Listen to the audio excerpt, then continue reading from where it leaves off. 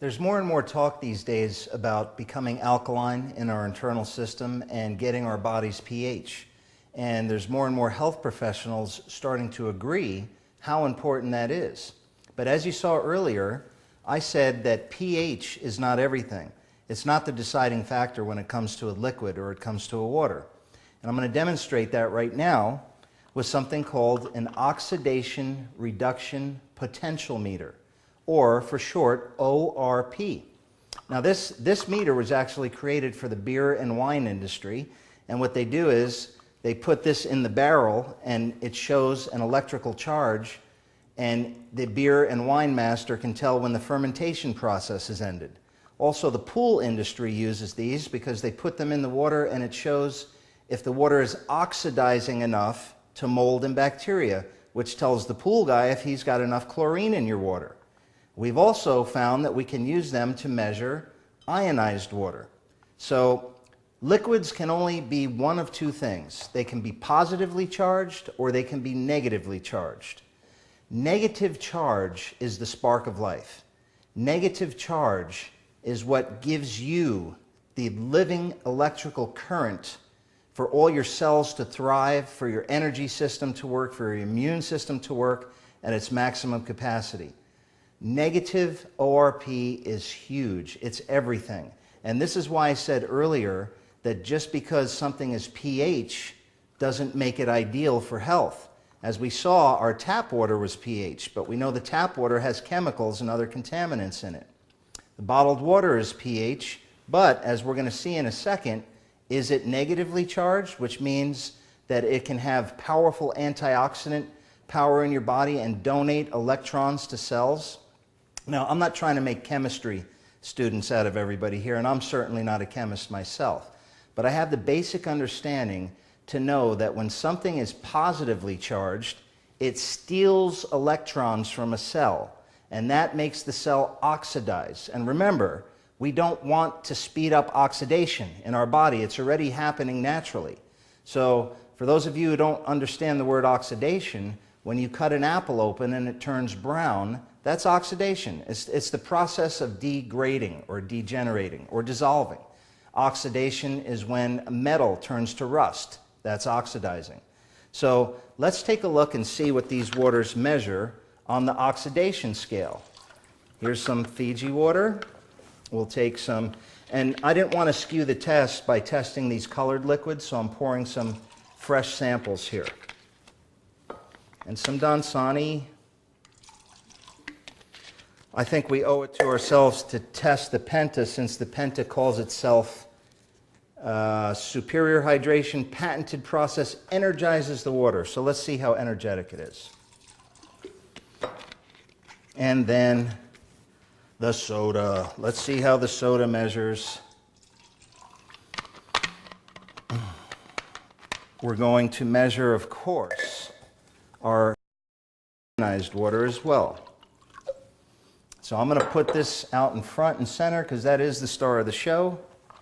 And let's have a look at these. Now, with this meter, if you see a negative symbol like you see now, that means the water's negatively charged. If you don't see the negative symbol, that means it's positively charged. Well, let's take a look at the Fiji water. And we could see here that we're positively charged and we're climbing into the positive range. All right? Let's test our Aquafina. That's about a 200 millivolt, and not much different than the Fiji water. Now, isn't that interesting? The Fiji water is from a pristine place in Fiji. The Aquafina water is from Pepsi-Cola's plant in the United States. Dansani will get just about the same results, about a 240. Now, again, for those of you who are into electronics and stuff, this is a millivolt reading, so we're reading millivolts right now. Here's our Penta water, the energized water. I hope we can all see this now. I'm not making this up. It's more oxidizing. Remember, positive charges, the higher oxidizing that it is, negative charges, the more of an antioxidant that it is. So when something's negatively charged, it can donate electrons to cells and help them rejuvenate and become as strong as possible. Here's our soda. Whoa! You really want to drink this stuff, huh?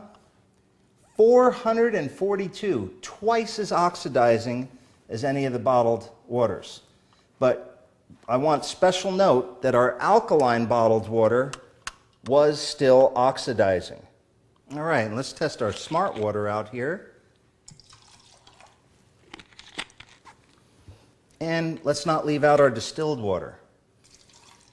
And by the way, I use distilled water here as an example, but reverse osmosis and distilled, pretty much identical as far as pH and ORP levels. So let's see where we're at here.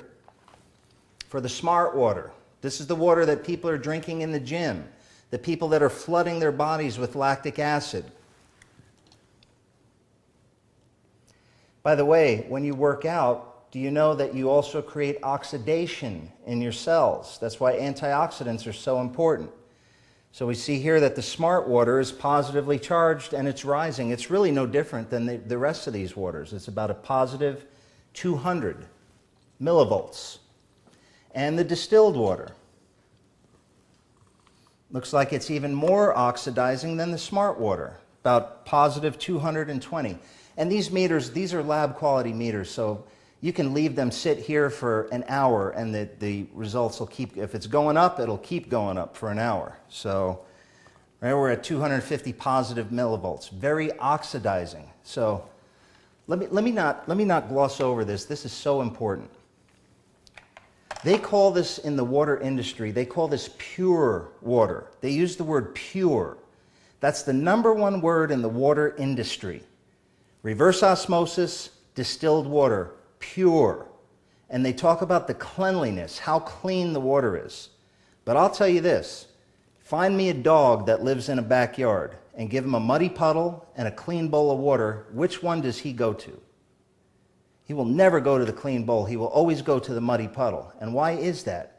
Because a dog doesn't choose his water with his eyes. They choose it with their nose. And the nose tells them to look for nutrients and living material that can give nutrients to the body and give sustenance. They know instinctually where to go. Us, it's got to look crystal clear or it's no good. Now you've just seen the results of this. This is pure water. There's nothing healthy about it. It's pure. We're not going to argue that. It's crystal clear. It's clean. We can't argue. But we see that not only is it extremely acidic, but it's also very oxidizing. So this is definitely not a healthy product to drink. All right, now let's test the star of the show.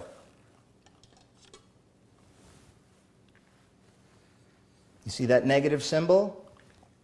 And it's about a negative 215, which is right where we recommend drinking the water. Now, isn't that amazing? And again, if anybody thinks I'm skewing this, you can get one of these meters and test it out at home yourself. Oxidation reduction potential. I call it the spark of life. When it comes to water, there's only two kinds of water. You have living water and you have dead water. Now remember what we said earlier. Nature actually makes living water. So we're not doing something that nature doesn't do also. And nature makes the water through friction and ferocious movement and contact with rock elements and metallic elements. Creates that electrical charge. When that electrical charge is created in the water changes completely. It's a living element. It has electrical energy to donate to your body. So I would ask anyone that's watching this, how do you get electrical energy into your body? You need it. You have to have it. There's only two sources that I'm aware of that electrical energy. Well, there's actually three. Maybe there's four. But the first one would be through food. That's eating live foods, picking them off the vine, out of the ground, putting them into your mouth. You will get the electrical living energy of that food. And we're actually going to demonstrate that in a few minutes. You're going to be amazed when you see this. The second way is to have a water ionizer that makes electrically charged water.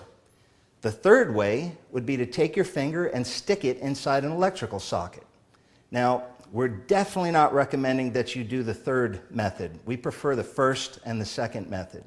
Matter of fact, the third method probably wouldn't work out too well for you at all. But you get the point. We need electrical energy. It's a huge part of what keeps us strong, vibrant, and healthy.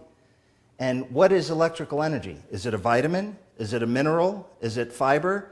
It's not part of any of that. It's a new category that we all need to be very aware of.